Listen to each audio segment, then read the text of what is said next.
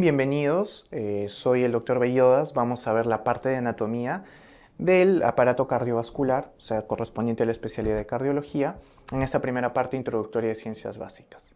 Vamos a empezar, doctores. Muy bien, la parte de anatomía tenemos que ver sobre todo las cavidades cardíacas, tenemos que ver la irrigación, que es muy importante, sobre todo por la aplicación clínica que tiene cuando veamos, por ejemplo, cardiopatía isquémica. También el drenaje venoso, la inervación, es decir, cuándo o cuál es la acción del sistema nervioso simpático y parasimpático. Y finalmente ver un poco cómo están compuestas las arterias, las venas y los capilares. Entonces empezamos con el corazón. El corazón está ubicado en el mediastino medio. Esa es la localización anatómica. Sin embargo, cuando nosotros vemos la localización en cuanto a radiología, decimos que el corazón está en el mediastino anterior, ¿ya? En el mediastino anterior. En radiología el corazón está en el mediastino anterior, en anatomía el corazón está en el mediastino medio, ¿ya? Pesa aproximadamente 280 a 350 gramos, ¿ya? Ese es el peso que tiene. Tiene 3 caras y 4 cavidades. Recuerden que las 3 caras son la cara anterior, lateral y posterior-inferior, ¿ya? Y las 4 cavidades que seguro recordarán son la aurícula derecha, la aurícula izquierda, el ventrículo derecho y el ventrículo izquierdo, ¿no? Entonces son esas 4 cavidades. Aquí hay una pregunta de examen que es muy importante, sobre todo con respecto a radiología.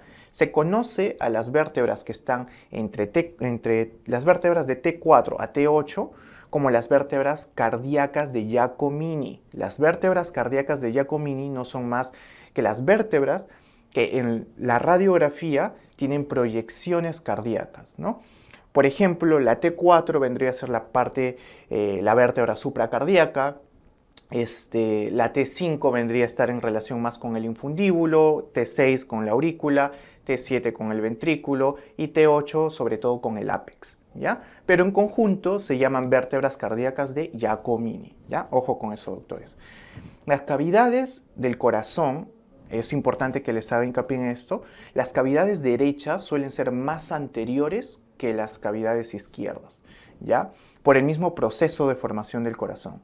Entonces, por ejemplo, si nosotros tuviéramos un trauma torácico, imaginen que hay un trauma con arma blanca, puede ser un cuchillo, la primera cavidad con la que va a tener contacto esa arma va a ser con una cavidad del lado derecho. Y en este caso, por ejemplo, sobre todo con el ventrículo derecho, ¿ya?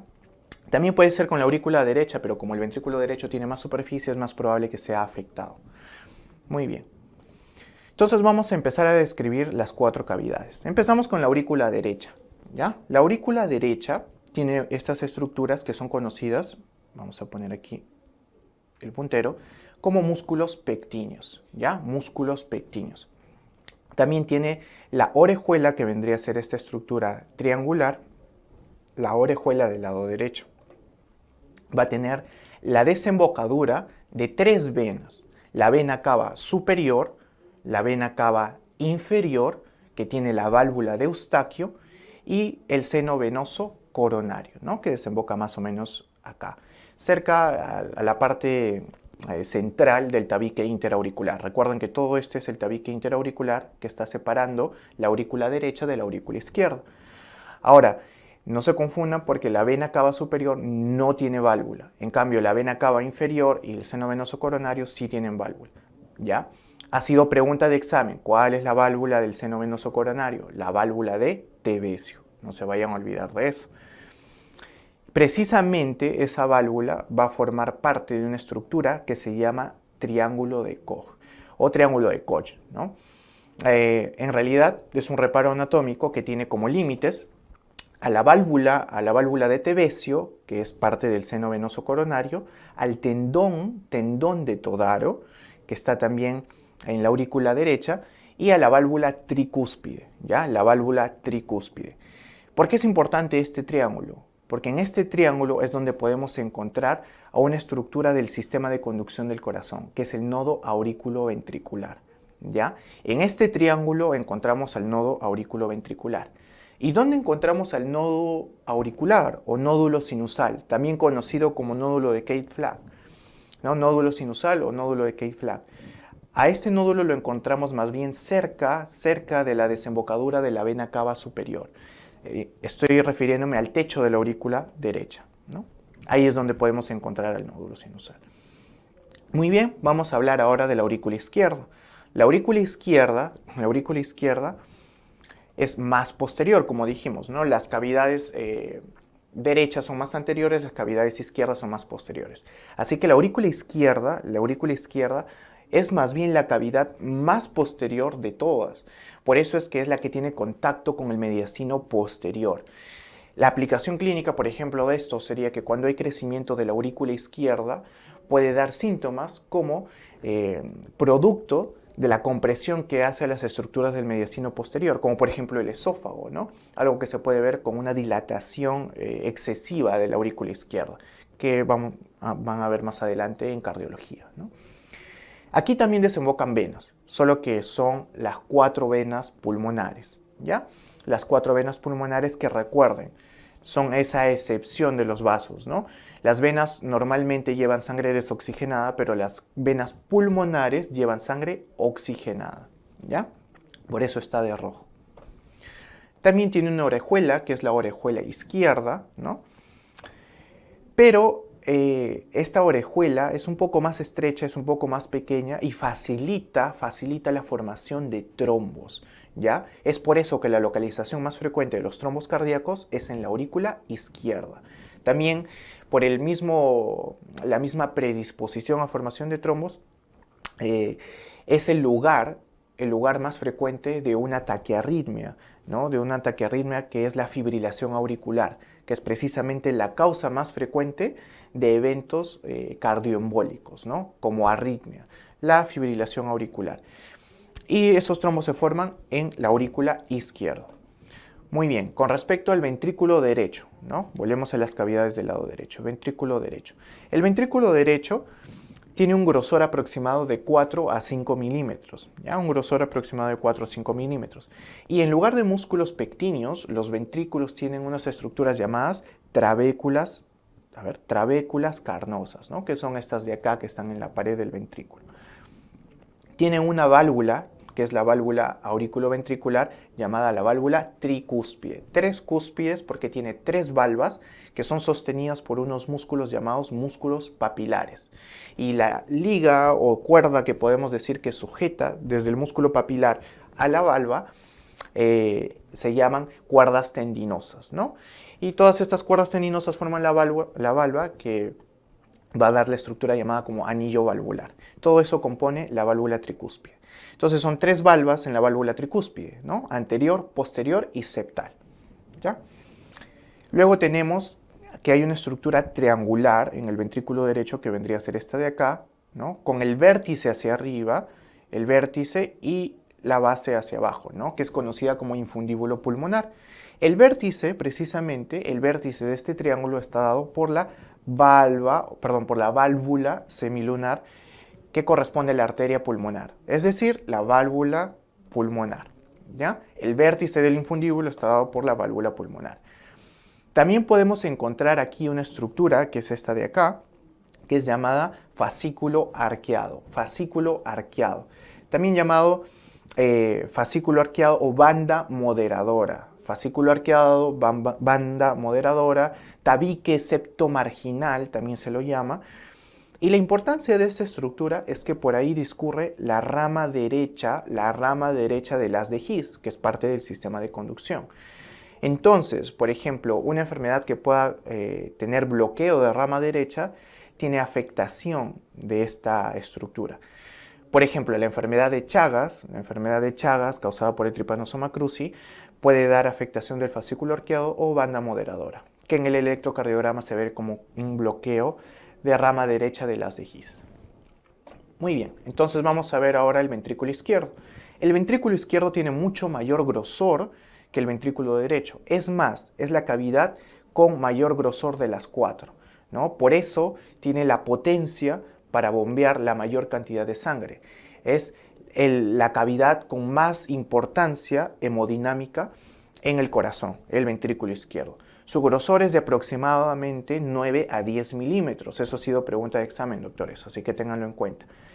Y cuando pasa los 15 milímetros aproximadamente, hablamos de hipertrofia del ventrículo izquierdo. ¿Ya? A partir de los 15 milímetros hablamos de hipertrofia del ventrículo izquierdo.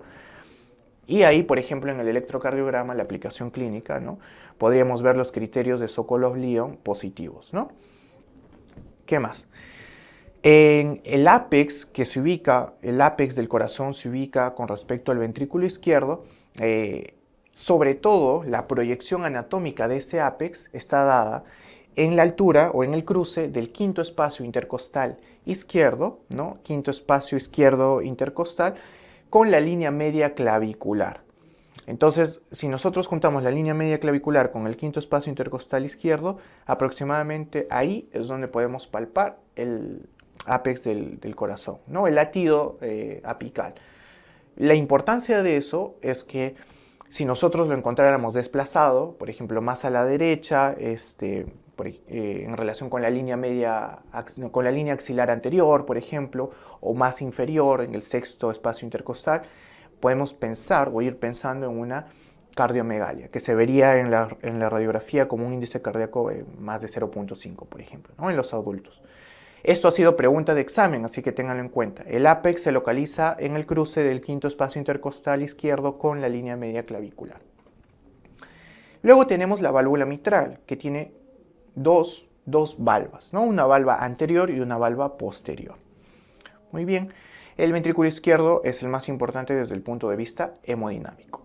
Vamos a hablar ahora, lo que vemos a la derecha, son las estructuras valvulares. ¿Ya? Lo que está más hacia abajo de la imagen es más anterior y lo que está más hacia arriba es más posterior. ¿Ya? Estamos viendo una vista superior de estas estructuras. ¿Ya? Entonces, hacia acá va a ser el lado derecho. O sea, estas estructuras están en el lado derecho, estas en el lado izquierdo. ¿Ya? Entonces vamos a ver. Las válvulas auriculoventriculares tienen un área aproximada de 4 a 6 centímetros cuadrados. En cambio, las valvas que corresponden a la arteria aorta y a la arteria pulmonar, también llamadas valvas semilunares, tienen un área aproximada de 2 a 3 centímetros cuadrados. Eso es importante para compararlo cuando hay enfermedad, como por ejemplo en la estenosis, las estenosis aórticas, pulmonares, mitrales, tricuspide. Muy bien. Entonces, vamos a hablar un poco de la válvula aórtica. La válvula aórtica vendría a ser la que está acá, ¿no? La válvula aórtica vendría a ser la que está acá. Ahora, la válvula aórtica tiene, se pueden acordar así, aórtica de A, tiene dos valvas anteriores, ¿ya? Dos valvas anteriores, también llamadas valvas coronarias, ¿no? Precisamente esas pequeñas valvas tienen senos, que son los senos coronarios, donde podemos ubicar el origen de las arterias coronarias derecha y arteria coronaria izquierda. Y una valva posterior. Como en regla mnemotécnica podrían acordarse, ¿no? La válvula aórtica, dos anteriores, dos anteriores. Y por ende, la pulmonar, P, pulmonar, tiene dos posteriores. Entonces tiene una anterior y dos posteriores, derecha e izquierda, ¿no? Perdón. La válvula pulmonar. Ahora, hay unas estructuras que sirven como reforzamiento para que las valvas encajen mejor y evitar así el flujo retrógrado de sangre, que son los nódulos, que en la válvula aórtica igual A de aorta se llaman nódulos de Arancio, ¿ya? Nódulo de Arancio, válvula aórtica. Recuerden que esto de dos anteriores ha sido pregunta de examen también. Y en la válvula pulmonar se llaman nódulos de Morgagni, ¿ya? Nódulos de Morgagni. Muy bien.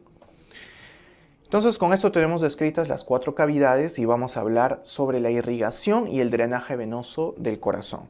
La irrigación del corazón está dada principalmente por las arterias coronarias, ¿ya?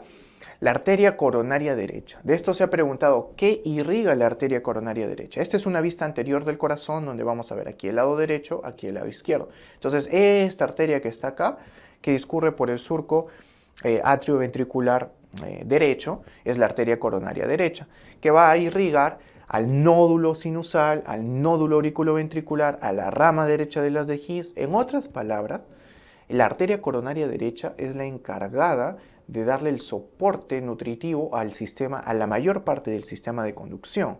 Por eso se conoce la arteria coronaria derecha como la que da el mayor soporte eléctrico al corazón, ¿ya? Y por otro lado, la arteria coronaria izquierda da el soporte mecánico, ¿no? Además, cuando pasa hacia la parte posterior, en esta imagen de la derecha vamos a ver, ¿no?, la parte posterior, o sea, aquí estaría la arteria coronaria derecha y se está continuando por acá, ¿no? Este vendría a ser el ventrículo derecho, la aurícula derecha, y este el surco interventricular posterior. Por aquí discurre la arteria descendente posterior, rama de la arteria coronaria derecha. ¿Por qué es importante esta arteria? Porque es la que da la dominancia. Dominancia. Cuando hablamos de dominancia, decimos que hay dominancia derecha cuando la arteria coronaria derecha es la que dio origen a la descendente posterior. Hablamos de dominancia izquierda cuando la coronaria izquierda dio origen a la descendente posterior. Pero lo más frecuente es que sea originada por la coronaria derecha. Ahora, la descendente posterior va a irrigar sobre todo la parte inferior o cara inferior del corazón o diafragmática, ¿ya? Porque es la que está en contacto con el diafragma. Así también el tercio posterior del tabique interventricular, ¿ya? El tercio posterior del tabique interventricular, ¿ya? Porque vamos a ver que los dos tercios anteriores están dados más bien por la descendente anterior, pero ahorita lo vamos a ver. Entonces tenemos también la arteria coronaria izquierda, que es esta de acá, que en realidad es muy corta porque empieza como un tronco coronario izquierdo. Este tronco va a dar origen a dos arterias muy importantes, que han sido preguntas, ¿no? La arteria circunfleja. La arteria circunfleja porque está circundando, ¿no? Se va como para el costado. Es la que irriga la cara lateral del corazón, la cara lateral del corazón. Eso ha sido pregunta de examen. La arteria descendente anterior irriga la cara anterior sobre todo, la cara anterior del corazón. Los dos tercios anteriores del tabique interventricular, como les comenté, y va a dar origen a unas arterias que tienen esta disposición como en diagonal, precisamente se llaman arterias diagonales. La aplicación clínica de esto, por ejemplo, doctores, es que cuando hablamos de infartos, en el caso de cardiopatía isquémica, por obstrucción de la arteria coronaria, por ejemplo, si hablamos de obstrucción de la arteria descendente anterior, ¿no?, que es la más frecuente, ¿qué vamos a ver? Un infarto de cara anterior. Si vemos obstrucción de la arteria circunfleja, infarto de cara lateral. Si vemos obstrucción de la arteria descendente posterior, infarto de cara inferior o diafragmática, que se va a corresponder con las derivaciones del EKG, ¿no?, las correspondientes a derivaciones laterales, anteriores o inferiores, ¿no? Entonces eso hay que tener en cuenta. El drenaje venoso está dado, por ejemplo, por el seno venoso coronario. El seno venoso coronario discurre en la cara posterior, ¿no?, entre la aurícula y el ventrículo derechos. Al seno venoso coronario llega sangre venosa, valga la redundancia, de tres venas principales: las venas cardíacas mayor, menor y media. La vena cardíaca mayor es la que está acá, acompañando a la descendente anterior y a la circunfleja. Ya está drenando la sangre por acá, es la mayor, ¿no? Se pueden acordar como que la coronaria izquierda es mayor, ¿no?, por la sangre que tiene que llevar al ventrículo izquierdo. Entonces la vena cardíaca mayor. La vena cardíaca menor, por ende, haciendo la misma lógica, la misma analogía, la vena cardíaca menor se relaciona con la arteria coronaria derecha, ¿no? Está en relación con la arteria coronaria derecha. Ambas desembocan en el seno venoso coronario y acá, en relación con la arteria descendente posterior, está la vena cardíaca media, Las tres desembocan en el seno venoso coronario, que es el principal encargado del drenaje venoso. Ahora, hay venas que drenan directamente en la aurícula derecha, por ejemplo, ¿no? Me refiero acá, en la aurícula derecha, que son conocidas como las venas cardíacas anteriores o de Tebecio, ¿no?, que van a drenar directamente a la aurícula derecha, ¿ya? La parte nerviosa está dada por dos sistemas principales, el sistema nervioso simpático y el sistema nervioso parasimpático. El sistema nervioso simpático tiene como estructuras a los ganglios cervicales y torácico superior. ¿Ya? Esos son los que dan la inervación simpática del corazón. ¿Y quiénes dan la inervación parasimpática del corazón? Van a darla los nervios vagos, ¿no? El décimo par craneal. Nervio vago del lado derecho, nervio vago del lado izquierdo, ¿no? Que son estos de acá, aquí. Nervio vago derecho, nervio vago izquierdo, ¿no? Décimo par craneal o neumogástrico. Muy bien. Vamos a ver que el neurotransmisor principal del sistema nervioso simpático es la norepinefrina. Y los receptores que encontramos en el corazón son los receptores beta 1. A diferencia del parasimpático que tiene la acetilcolina y los receptores muscarínicos. Muscarínicos, no se vayan a confundir. Receptores muscarínicos M2, ¿ya? En el corazón. Ahora, ¿cuál es la importancia del sistema nervioso simpático o parasimpático? El sistema nervioso simpático va a dar un aumento, o su estímulo va a dar un aumento de la frecuencia cardíaca, que es lo que conocemos como cronotropismo positivo, porque la aumenta, y de la fuerza de contracción del corazón, lo que se conoce como ionotropismo positivo. ¿Ya? Entonces la estimulación del simpático va a estimular el cronotropismo positivo y el ionotropismo positivo. Ahora, el sistema nervioso parasimpático va a ser lo contrario, es decir, cronotropismo e ionotropismo negativos. ¿Ya?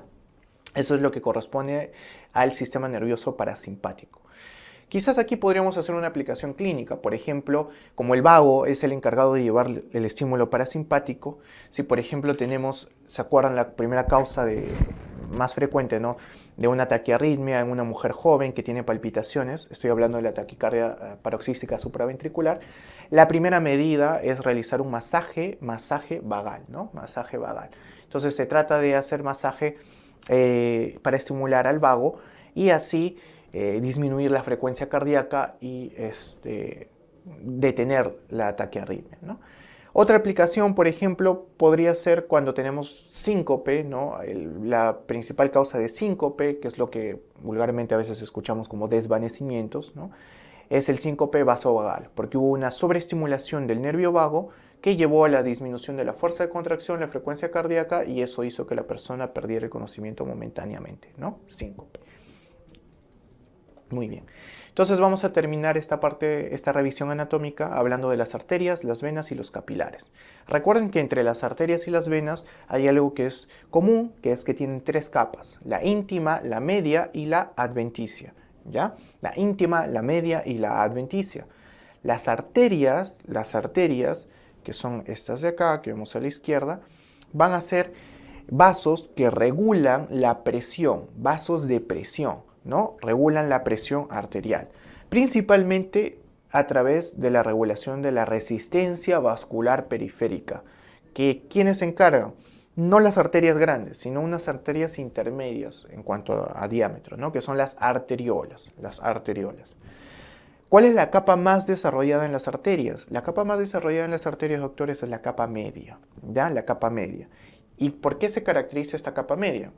Porque tiene abundantes fibras colágenas y músculo liso. Son vasos muy musculares, ¿no?, porque tienen abundante colágeno y músculo liso. Estos vasos, por lo mismo que son musculares, no tienden a colapsar, ¿no? No colapsan. Y además suelen ser divergentes, es decir, empieza, por ejemplo, la aorta y empieza a ramificarse. A eso llamamos divergencia, ¿no? Las arterias empiezan siendo grandes, de gran diámetro, y se van ramificando, ¿no? En cambio, las venas son reguladoras de volumen. Se dice que hasta el 60% de la volemia está almacenado en las venas. Esa propiedad que tienen las venas se conoce como capacitancia, ¿ya? Es aproximadamente el 60% de la volemia. La capa más desarrollada de las venas es la capa adventicia. ¿Y por qué se caracteriza esta capa adventicia? Porque tiene fibras elásticas. Las venas son vasos que pueden distenderse porque necesitan distenderse para almacenar más volumen de sangre. y tienen vasa vasorum. ¿Qué es el vasa vasorum? Son los vasos de los vasos, o sea, los vasos que nutren a los vasos más grandes, en este caso las arterias o las venas. Las venas tienen más vasa vasorum, ¿por qué? Porque las arterias llevan sangre oxigenada y las venas llevan sangre desoxigenada. Eso quiere decir que para las venas es un poco más difícil coger los nutrientes que están en la sangre. Por eso es que necesita más vasa vasorum, ¿ya? Esa es la principal razón. Ahora, hay una excepción en las arterias que tiene fibras elásticas, ¿no? Hay, en realidad, dos principales excepciones, ¿no? Que son la arteria aorta y la arteria pulmonar. Las arterias aorta y pulmonar son las que tienen una capa media con muchas fibras elásticas, ¿ya? Las venas sí colapsan, ¿no? Las venas colapsan y son vasos convergentes, ¿no? Empiezan a ser pequeñas vénulas y se van juntando para formar venas más grandes. Esta aplicación clínica, por ejemplo, para el colapso podría ser cuando estamos haciendo una ecografía, imagínense en el cuello y no diferencian bien si es la carótida o la arteria carótida o la vena yugular. Entonces pueden intentar presionar un poco para ver si el vaso colapsa. Si colapsara es la vena yugular probablemente, si no colapsa es la arteria carótida, ¿no? Los capilares son los responsables de la microcirculación. La microcirculación está dada principalmente en el intercambio y en la conexión que ocurre entre las pequeñas arterias, que son las arteriolas, y las pequeñas venas, que son las vénulas. Todo este enmarañado, esta unión que hace que el sistema cardiovascular sea un sistema cerrado, está dada por los capilares, ¿ya? Entonces hay un lado arterial, que es el encargado de filtrar la sangre oxigenada, y un lado venoso, que es el encargado de reabsorber la sangre desoxigenada, ¿ya? Y en medio están pues los capilares. Ahora, en el lado arterial podemos encontrar una estructura muy particular, que es el esfínter precapilar, antes de llegar al capilar, ¿no? En el lado arterial, que también es conocido como el esfínter de Jacobi. La utilidad de este esfínter es que impide que llegue un flujo sanguíneo excesivo a los capilares y que no se sobresaturen, ¿no? Por eso es que imagínense si hay si hay alguna alteración venosa, como en la insuficiencia venosa periférica, ¿no? Por las varices de los miembros inferiores, suele acompañarse de edema. ¿Por qué? Porque ese líquido venoso está saliendo porque no hay algo ahí que lo regule, que lo controle.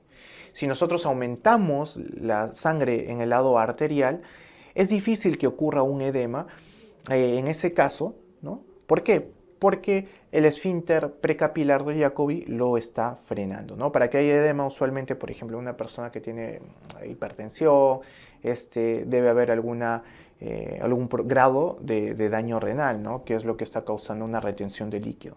Pero el esfínter precapilar, más bien, es el encargado de impedirlo. Ahora, hay tres tipos principales de capilares: los capilares continuos, los capilares fenestrados y los capilares discontinuos, también llamados sinusoidales. Los capilares continuos tienen toda la capa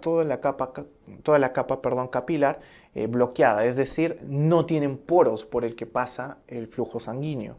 Por eso es que funcionan como barreras. Son barreras. ¿Barreras para quiénes? Para esos santuarios, los que llamamos santuarios inmunológicos, porque impiden que entren en contacto estos órganos con antígenos, con gérmenes, con muchos tipos de sustancias. Y por eso es que su localización principal está en el sistema nervioso central, en las gónadas o en los músculos, ¿no? Son los que permiten, por ejemplo, la tolerancia a nivel de las gónadas, en el varón, por ejemplo, en los espermatozoides, ¿no? Que están ahí formándose. Los capilares fenestrados sí tienen poros, pero tienen un diafragma debajo de los capilares que lo regula, un diafragma que regula el paso de la sangre. Y están ubicados principalmente en los riñones, ¿no? Es el mejor ejemplo. A nivel del glomérulo, los capilares fenestrados, ¿no? Tienen un diafragma capilar, están también en las glándulas y están también en el tubo digestivo. Y finalmente los capilares discontinuos o sinusoidales tienen poros, sí tienen poros, pero estos poros no están regulados, no hay diafragma. Entonces la sangre llega y sale y hace, es como si hiciera lo que quisiera, ¿no? ¿Y a quién le importa que la sangre llegue en cantidades ilimitadas, por ponerlo así? A los órganos linfoides, ¿ya? A los órganos linfoides. Por eso es que los capilares discontinuos o sinusoidales están principalmente en los órganos linfoides, como por ejemplo la médula ósea roja, el hígado, que también está implicado en mucho, los sinusoides hepáticos, por ejemplo, ¿no? Esos capilares que permiten muchos procesos metabólicos en el hígado porque necesitan cantidades grandes de sangre, ¿no? Para poder realizarlo. Y los ganglios linfáticos que necesitan reconocer muchos antígenos, ¿no? Entonces con eso terminamos de describir la parte anatómica de cardiología. Muchas gracias por su atención.